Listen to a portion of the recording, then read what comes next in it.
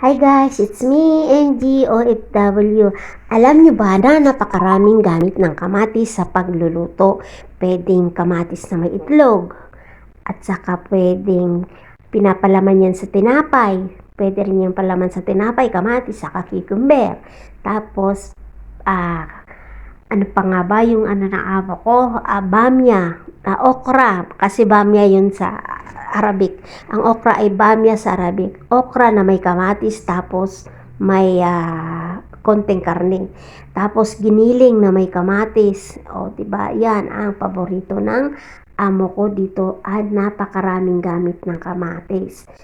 Kaya, lagi silang may kamatis dito sa Middle East. Kamatis is life dito sa Middle East.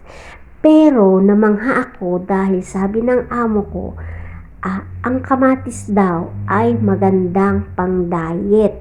Sabi niya, blend ako ng kamatis, balatan ko, tapos i-blend ko kasi iinumin niya.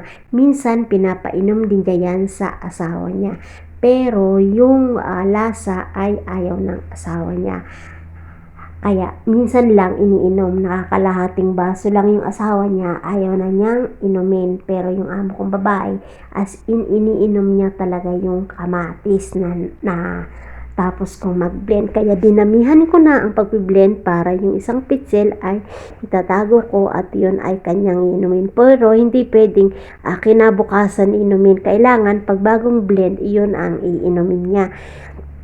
Pag kinabukasan, pangit na ang lasa nun, maasim-asim. Tinikman ko rin yan, pero masarap naman. Pero ang pinakagusto ko yung cherry tomato kasi manamis-namis. O diba?